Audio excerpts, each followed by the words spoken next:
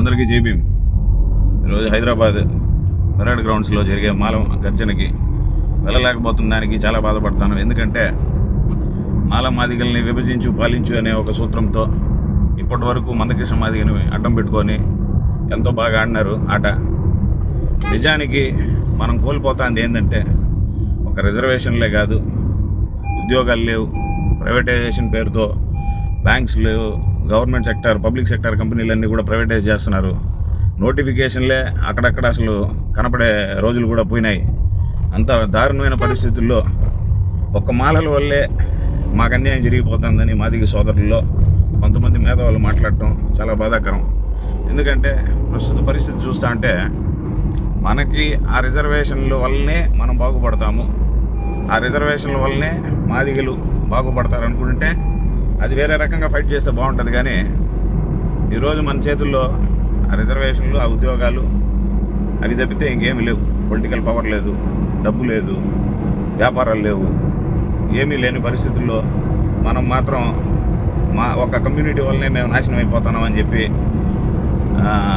కొట్లాడుకునే పరిస్థితుల్లో మనల్ని పెట్టేసి వాళ్ళు మాత్రం హ్యాపీగా రాజకీయాలు చేసుకుంటూ ఉన్నారు. ఎందుకంటే ప్రశ్నించే గుర్తులు ఏవైతే ఉన్నాయో అది మాలా మాదిగ మాత్రమే. ఆ మాలా మాదిగని ఒక డైవర్షన్ చేసేసి, అంటే ఒక చిన్న బంగారు ముక్కని ఒక బాయిలో వేసి ఎత్తుక్కొండ్రా ఈవిడికి దొరికితే వాడికి అన్నట్టుగా దాన్ని వేసి వీళ్ళు మాత్రం గనులు దూకొని వెళ్ళిపోతున్నారు. అది మనకు అర్థం కాల. దానికోసం ఎతికి అలసిపోయి కొట్లాడుకొని లేకపోతే ఇంకేదన్నా చేసుకునేటం తప్పితే మనకి మంచి రోజులు ఈ విభజన వల్ల జరుగుతాయని నేనైతే అనుకోవటం లేదు. రిజర్వేషన్లు తగ్గిపోయినా, ఉద్యోగాలు తగ్గిపోయినా, సీట్లు తగ్గిపోయినా, ఏం తగ్గిపోయినా మాకు ఆ తగ్గిపోయిన దాంట్లోనే మా వాటా మాకు వస్తే చాలు. వాళ్ళు ఎంత తగ్గించినా కూడా ఆ తగ్గిన దాంట్లో మా వాటా మాకు వస్తే చాలు అనేసి ఈరోజు కొట్లాడుకుంటా తెలంగాణలో మాలలను తిడతా, పాటలు అంబేద్కర్ని తిడతా, మందకృష్ణ మాదిగా ఈ వీడియోలు పెట్టడం చాలా అసహ్యంగా ఉంది.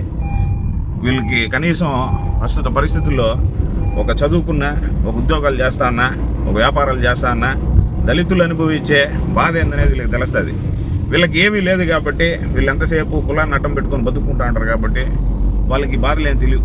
కాబట్టి సోదరులారా, అన్ని కులాల్లో ఉన్నాయి ఉపకులాలు అనేది. రెడ్డిల్లో ఉండదు, నాయుడులో ఉండదు, బలిజాలో ఉండదు, ఇంకా మిగతా ఏదైనా జాతుల్లో ఉన్నాయి.